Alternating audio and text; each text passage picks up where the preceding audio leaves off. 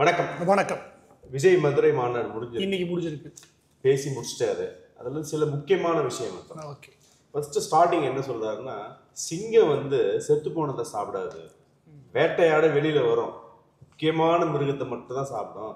சில செத்து போன பெரிய மிருகங்களை சாப்பிடும். பெரிய மிருகம் முக்கியமானது பெரிய மிருகங்கள். இந்த விஷயத்த யாரை குறிப்பிட்டு பேசுறாரு?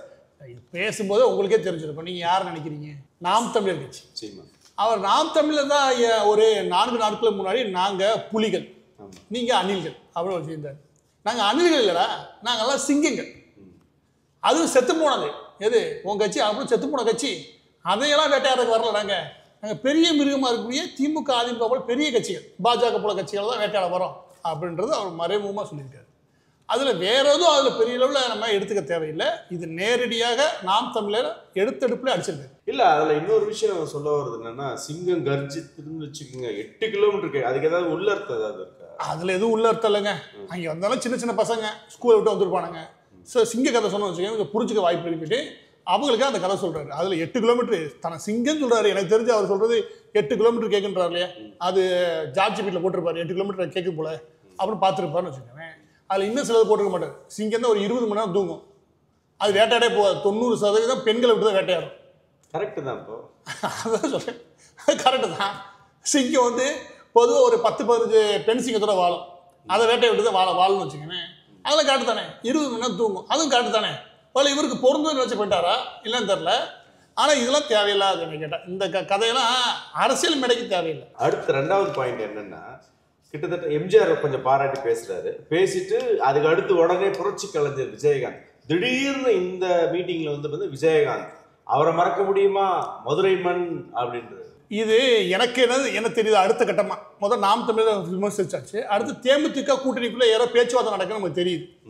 இந்த முறை விஜயகாந்த் அவர்கள் துணிஞ்சு அவர் பயன்படுத்தலாம் முடிவு பண்ணிட்டார். பயன்படுத்தலாம் எங்கேயோ ஒரு சிக்னல் கிடைச்சிருக்கு, அந்த சிக்னலை அவர் பயன்படுத்தாரு. விஜயகாந்த் மீது திடீர்னு எங்கேயும் அக்கறை வரும்னு தெரியல. விஜயகாந்த் அவர்கள் நான் எம்ஜிஆர்ட்ட பழகினது இல்லை, ஆனால் விஜயகாந்த் அவர்களோட நிறையா பழகிருக்கேன் அப்படின்றாரு. இப்போ இவர் குறிப்பிடுற மாதிரி விஜயகாந்த் தான் ஆதரவு தெரிவிக்கிற மாதிரி இப்ப பேசுறாரு. அது உண்மையாக இருக்கும் பட்சம் அவர் யாருக்கு ஆதரவு தெரிவிச்சிருக்கணும்? விஜயகாந்த் கட்சி ஆரம்பிக்கும் போது, விஜயகாந்த் கட்சி ஆரம்பிச்சு வரும்போது இவர் அதிமுகவுக்கு ஆதரவு இருந்தார். அப்ப அதுக்கு அடுத்தடுத்த தேர்தல் அதிமுக வெற்றி பெறக்கு அணில் மாதிரி உழைச்சாரு. அது அவர் தான் சொன்னார். அவரே சொல்றாரு அணில். அதை விட இன்னொரு மனசார சொல்றேன்னு சொல்றாரு விஜயகாந்த் பத்தி. உடல்நிலை பாதிப்பு ஒரு தடவை கூட போய் பார்க்கவே இல்லை. இவரை வளர்த்து விட்டார். அது எல்லாரும் நீங்க விமர்சனம் பண்ணாங்க. இன்னைக்கு நீ சந்தர்ப்பவாதத்தை எடுத்துட்டு வர. நான் இந்த கும்பலை சந்தர்ப்பவாத கும்பலா சொல்றேன். விஜயகாந்த் அவர்களை இன்னைக்கு எடுத்துட்டு வர காரணம் ஒரு சென்டிமெண்டா விஜயகாந்த் அவர்களுக்கு ஒரு அட்டாச்மெண்ட் இருக்குது. மதுரை மட்டும் கிடையாது, அவ்வளோ தமிழ்நாடு ஃபுல்லாக இருக்குன்னு வச்சுக்கோங்க. ஆனால் மதுரை கொஞ்சம் அதிகமாக இருக்கும். அவன் மதுரை மட்டுக்கு போயிட்டோம், சரி விஜயகாந்தை வச்சு அதை வச்சு கொஞ்சம் தேத்தி பார்ப்போம், பொறுக்கி பார்ப்போம் அப்படின்னு சொல்லிட்டு எம்ஜிஆரை நிறுத்தி விஜயகாந்த் அவர்கள் அதிகமாக பாராட்டி இப்போ பேசுறது என்ன தெரியுது அப்படின்னா, விஜயகாந்த் அவர்கள் மாதிரி நானே இங்கே துணிச்சு வந்திருக்கிறேன் அப்படின்னு சொல்ல முயற்சி பண்ணுறாரு.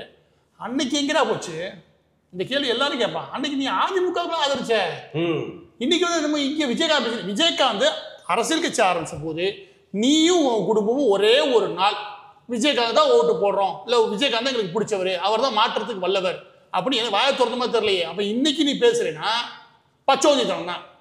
இன்னைக்கு கொஞ்சம் இதை வச்சு கொஞ்சம் கறந்து பார்ப்போம், அவர் இல்லைல்ல அப்படின்ற நோக்கம் தான் தவிர வேறு கிடையாது. இப்போ இன்னொரு விஷயம் என்னென்ன, இப்போ நீங்கள் விஜயகாந்த் எம்ஜிஆர் குடும்பம் திடீர்னு இப்போ எம்ஜிஆரை கொஞ்சம் அப்படியே தூக்கி பிடி. அதில் இன்னொரு விஷயம் தான் அவர் சொல்ல வர்றாரு, எம்ஜிஆரின் தொண்டர்கள் அனாதையாக்கப்பட்ட மாதிரியும், அதான் அவருடைய கோர்வை அனாதையாக்கப்பட்டார்கள். இதெல்லாம் கேட்டுட்டு அதிமுக சும்மா இருந்தீங்கன்னு வச்சுக்கோங்க, உங்களோட ஒரு மட்டமான கட்சியாகவும் கிடையாது. என்னன்னா அவர் எதை கிளைம் பண்றாரு அப்படின்னா, அது அடுத்தடுத்து வரும்போது சொல்றாரு வரக்கூடிய தேர்தல்ன்றது டிவிகே டிஎம்கே. அப்ப என்ன சொல்றாரு, அதிமுக திமுக இல்ல, அந்த அதிமுகன்ற இடத்துல நான் இருக்கேன் அப்படின்றத சொன்னது மட்டும் இல்லாம எம்ஜிஆர் தொண்டர்கள்லாம் பாவன்றாரு, அனாதையாக்கப்பட்டார்கள். அந்த ஓட்டையும் தனக்கு கிளைம் பண்றாப்ல. அந்த போட்டு என்ன சொல்றாப்ல, அதிமுக கட்சி வேஸ்ட், இதுக்கு மேல அவன் முடிவும் பண்ணிட்டாப்ல. இதுக்கு மேல நீங்க எதிர்வினை ஆற்றாம இருந்து வச்சுக்கீங்க, உங்க கட்சியே உங்களை மதிக்காது. எனவே அதிமுக இதுக்கு எதிர்வினை ஆற்ற வேண்டிய அவசியம் இருக்குது. விஜயை கொண்டு வந்து நான் கூட்டணியில் சேர்க்க போறேன். நான் ஆரம்பத்துல சொல்லியிருந்தேன், அவருக்கா விஜய் கூட்டணிக்கு வரல, அவரு அதிமுக இடத்துல இவர் துண்டே போடுறாரு. ஆரம்பத்துல அன்னையில இருந்து இவங்க என்ன பண்ணிக்கிட்டாங்கன்னா, இல்ல விஜய் கூட்டணி கொண்டு வரதுக்கு முயற்சி பண்ணியிருக்காங்க அப்படின்னு பரப்புனாங்க. இன்னைக்கு என்ன நம்ம நடக்குது, நம்ம சொன்னதான் நடக்குது. எனவே விஜய் அவர்கள் முக்கியமா கவனமா எங்க நகராரு அப்படின்னா, அதிமுக ஒரு கட்சி இல்லை, தேவையே இல்லை, அது கண்ணுக்கே இல்லை. எம்ஜிஆருக்கு பிறகு கிடையாது. இப்போதைக்கு நான் தான், அதுவும் திமுக என்னால தான் முடியும். அந்த கட்சியில கண்டுக்காதீங்க. இன்னும் சொல்ல போனா எம்ஜிஆர் கார பாருங்க அவரோட தொண்டர்கள் வருத்தம் அடிக்கிறாங்க, அவனுக்கு நான் தான் கதி அப்படின்னு சொல்லி முடிக்கிறாப்புல. இது இரண்டாவது பாயிண்ட்ல நம்ம புரிஞ்சுக்க முடியும். அதுலேயே ஒரு சின்ன குட்டி கேள்வி. எடப்பாடியை வந்து ஒரு உதாசீனப்படுத்தினோட பரவாயில்ல, ஜெயலலிதாவையும் அவர் உதாசீனப்படுத்துறாரு இந்த இடத்துல. ஏன்னா எம்ஜிஆருக்கு பிறகு ஜெயலலிதான்ற வார்த்தை கூட யூஸ் பண்றதே இல்லை. எம்ஜிஆருக்கு பிறகு அவங்க அனாதையாகப்பட்டார்கள். இல்ல ஆதவ அர்ஜுன் பேசும்போது அதுக்கு முன்னாடி ஆதவ அர்ஜுன் பேசுவாங்க, அதுல என்ன சொல்லுவாங்கன்னா ஜெயலலிதா அவர்களையும் பாராட்டுறாரு. அவங்க எல்லாரும் சேர்ந்து ஆதவ அர்ஜுனா பேச விட்டுருக்காரு இல்லையா. ஆதவ அர்ஜுனா தான் இவரோட லெஃப்ட் ஹேண்ட், அது லாட்ரி மார்ட்டினோட மருமை. அவனை வச்சுக்க நீங்க நியாயம் பேசுறதே பெருசு. எம்ஜிஆர் ஆமா எம்ஜிஆர் அது இது பேசுறான்னு வச்சுக்க, எப்படி பேசுறான்னு தெரியல. நாங்க நேர்மைக்கும் நியாயத்துக்கும் நாங்க வரோம். யாரு மார்ட்டின் வச்சுக்கிட்டா ஒரே ஒரு கேள்வி தான், நீ அரசாங்கத்தை பத்தி அவ்வளவு கேட்கறல, லாட்ரி மார்ட்டினை பத்தி கேட்கிற கேள்வி நீ பதில் சொல்லு. ஆதவ அர்ஜுனா உழைச்சி ஒன்றும் காசு சம்பாதிக்கல, அந்த ஆள்கிட்ட இருக்கிற எல்லா காசும் லாட்ரி மார்ட்டினோடது. லாட்ரி மார்ட்டின் இருக்கிற எல்லா காசுமே இந்த மக்கள்கிட்ட லாட்ரின்ற பேர்ல போலி லாட்ரி வித்து மக்கள்கிட்ட காசை கொள்ளை அடிச்சு சேர்த்த காசு. அந்த காசை வச்சு நீ வந்திருக்கேனா, அவனை லெஃப்ட் ஹேண்டா வச்சிருக்கா, நீ யாரு? நீ என்ன உண்மை நேர்மையை பத்தி பேசுற? இந்த கேள்வி எத்தனை நாள் கேட்டிருக்கோம். நீ ஊர்ல மத்தவளை கேள்வி கேட்கிற, Modi G, uncle Stalin G, அதெல்லாம் இருக்குது ப்ரோ. நீ சொல்லுங்க ப்ரோ, லாட்ரி மார்ட்டின் யார் தெரியுமா? நான் வரலாறு சொல்றேன், அவன் லெஃப்ட் ஹேண்ட்ல வச்சிருக்கேன், நீ யாருன்னு சொல்லுவானு பதில் சொல்லு. ஊர்லாம் கேள்வி கேட்போம், நம்மளை கேள்வி கேட்டோம்னா ஒழிஞ்சுக்கோம்னா அப்ப அது சிங்கம் இல்லையா, அசிங்கம் தானே. இன்னொரு விஷயம் என்னன்னா, ஆரம்பத்துல என்ன சொல்றாருன்னா, வரேன்னு சொல்லிட்டு வராம இருப்பேன்னு நினைச்சீங்களா, அந்த மாதிரி நான் கிடையாது. இல்ல என்ன சொல்றேன்னா வரேன்னு சொல்லிட்டு வரமாட்டாரு அப்படின்னு அவரே வரல, அது வேற சொல்றாரு. அவரே வரல, இவன் எங்க வர போறான்? அவர் என்ன ரஜினி சார் சொல்றாரு. அப்ப இங்க ரஜினி ரசிகர்கள் அவங்களையும் மறைமுகமா சீட்டி தான் பாக்குறாங்க. ஆமா, எம்ஜிஆருக்கு உடைய அந்த ஓட்டுல இருக்கு இல்லையா, அது பாவம் சொல்றவரு, இது அவர் வரல, அவரே வரல அப்படின்றனால நான் வராம போய் நினைச்சிட்டாங்க, நான் வந்துட்டேன் அப்படின்னு என்ன சொல்ல வர்றாரு. அவர் வரல, நான் வந்துட்டேன். அது நான் ரிட்டையர் ஆன பிறகு வந்தவன் கிடையாது, இப்பயே வந்துட்டேன். இது எல்லா நேரம் சொல்றீங்க, ஆனா என்னவா வந்திருக்கீங்க நான் கேட்கிறேனே. நீ என்னவா வந்திருக்கின்ற பதில் சொல்லணுமே. நீ என்னவா வந்திருக்கின்ற பதில் சொல்லவா. மதுரையில மாநாடு நீ ஆரம்பிக்கிறேன். மதுரையில 2 இடம் சிறப்பான, அதை கௌரவம், அந்த மக்களுக்கான கௌரவம், அந்த மக்களை கௌரவப்படுத்தி நீ வந்துருக்கணும். என்ன கௌரவப்படுத்தணும்? ஒன்று அழகர் கோயிலுக்கு போயிருக்கணும், இல்லை மீனாட்சி அம்மன் கோயிலுக்கு போயிருக்கணும். இந்த 2க்கும் போய் அந்த மக்கள் அங்கீகாரம் பண்ணி நீ வந்துருந்தீங்கன்னா சுத்தமான தமிழ் மகன்ற தமிழ் மகன் சொல்றேன். அந்த ஆன்மீகத்துக்கு மரியாதை கொடுக்கணும்டா. அதை நான் அழகு கோயிலுக்கும் போல இங்க மீனாட்சி அம்மன் கோயிலுக்கு போக நேரம் வெளியே வந்து நீ மேடல் ஏறுற. அப்ப நீ என்ன மரியாதை கொடுக்கணும்னு தெரியுதா? அவன் உள்ளுக்குள்ள உனக்கு என்ன இருக்குன்னு தெரியுதா? நீ ஜோசப் விஜயா இருக்கேன்னு சொல்றா, தமிழக கிறிஸ்டின். அப்படி இல்லை, வெள்ளாளர் கிறிஸ்டின், அது ரொம்ப முக்கியம். அதுவா இருக்கேன்னு சொல்ற. எங்க இருந்தா ஜோசப் விஜய் அழகு கோயிலையும் நீ மீனாட்சி அம்மன் கோயிலுக்கு போகாதவன் உனக்கு என்னன்னு கேட்க தோணும்? விஜயகாந்த் இவ்வளவு தூக்கி இப்படி அவர் ஆரம்பத்துல மதுரை மீனாட்சி, ஐயோ கட்சி ஆரம்பித்து அழகு கோயிலுக்கு போயிட்டு மீனாட்சி அம்மன் கோயிலுக்கு வந்தவன். அந்த ஆன்மீகம் என்ன தெரியும்? அந்த மண்ணில் ஆன்மீகம் நின்றுக்கிட்டு நீ என்ன சொல்ற? நீ என்ன சொல்ற? நான் தமிழ் மகன் அங்க என்ன சோழி ஜோசப்புக்கு? ஜோசப் என்னடா சோழி அதை சொல்றா. ஃபர்ஸ்ட் ஜோசப் தமிழடா, அதையும் பேசுறா. இப்போ இன்னொரு விஷயம் என்ன, திமுகவுடைய ஊழல் எல்லாம் வரிசைப்படுத்துறாரு. அதாவது சாராய ஊழல் 1000 கோடி அதுல இருந்து ஆரம்பிச்சு மற்றது எல்லாம் பெண்களுக்கு பாதுகாப்பு அப்படி லைனா சொல்லிட்டு இருக்கு. இந்த இடத்துல நான் சொல்றீங்க, நீங்க ஒரு ஆளுங்கட்சி 4.5 வருஷம் ஆட்சியில் இருக்குது. அந்த கட்சியை பத்தி பொட்டுல அடிச்ச மாதிரி உங்களால நிறைய சொல்லலாம்.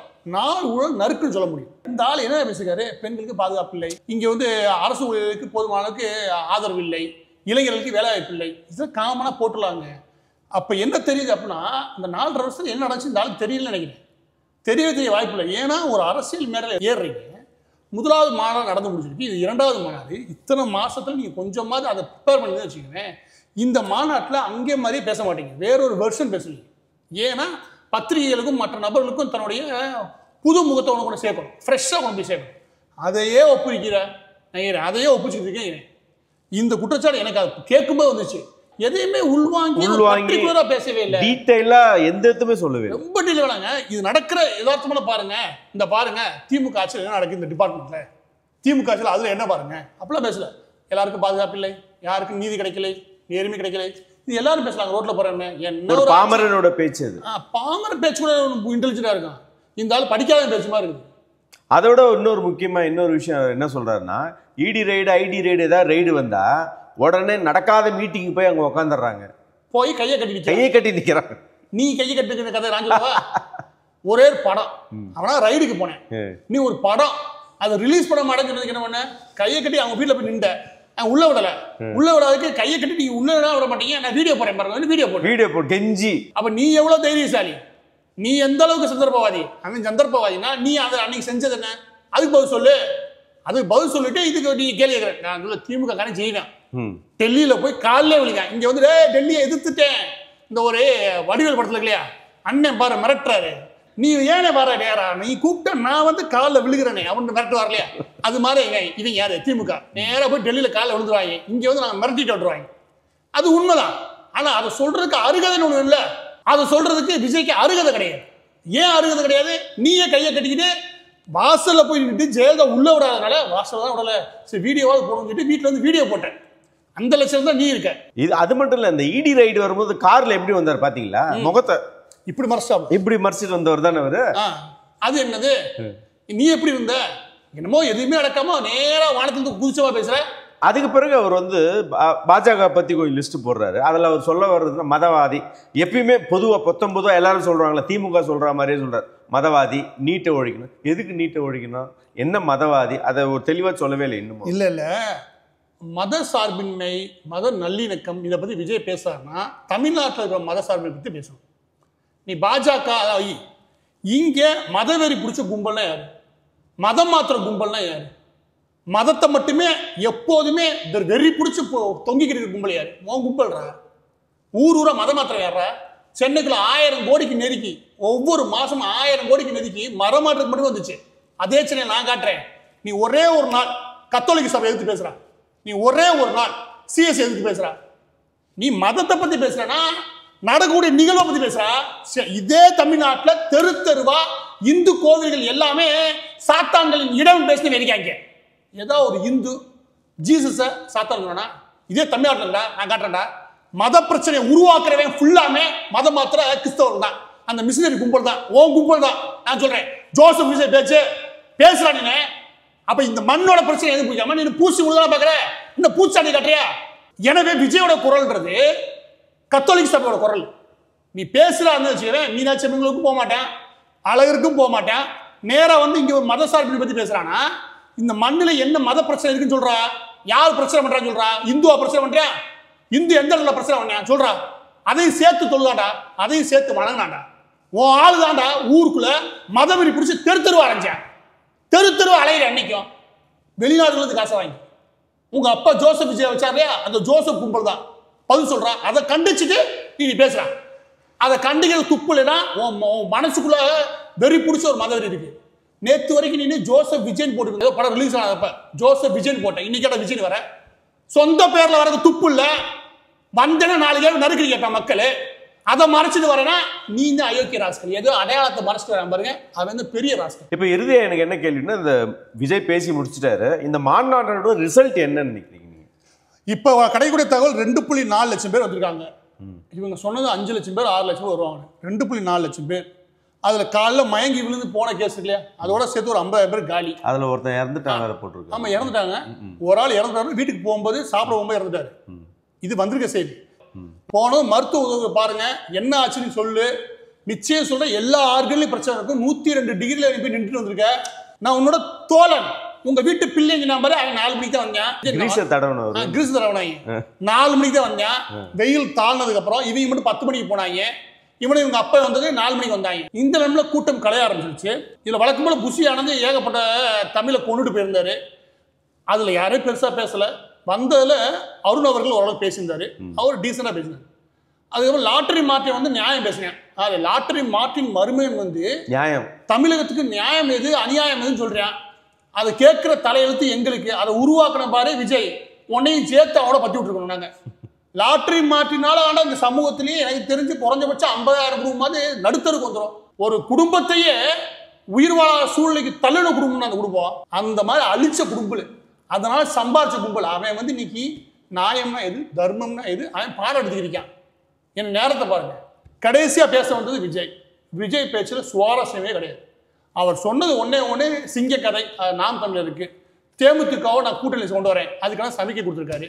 கடைசி அவர் சொன்னது நான் வேட்பாளர் அறிக்கை போறேன். சரி அதையாவது ஒழுங்கா செய்யலாம் பார்த்தா அங்கே விஜய் இங்கே விஜய் அங்கே விஜய், திருமங்கலம் மதுரை கிழக்கு மேற்கு எல்லாத்துலயும் விஜய். என்னடா சொல்லுவார், அது எதுக்கு சர்ப்ரைஸ்ன்னு சொல்ற? அது என்னடா சர்ப்ரைஸ் இருக்கு? இது எப்போ தெரியுமா? எம்ஜிஆர் தான் சொன்னாரு, எல்லா இடத்துலையும் எம்ஜிஆர் தான் நிற்கிறேன் அப்படி நினச்சிக்கொண்டேன். அது இப்போ வந்து அப்படியே தடவி பூசி நீ பேசியிருக்க. இப்போ வரைக்கும் உனக்கு ஒரிஜினலா ஒண்ணுமே வராதா? எப்பவுமே காப்பி தான், எல்லாமே காப்பினா எப்படிதான் வாழ்றது? எனவே மொத்த மாநாடும் நானே எதிர்பார்க்கவே பெரிய சொதப்பல்.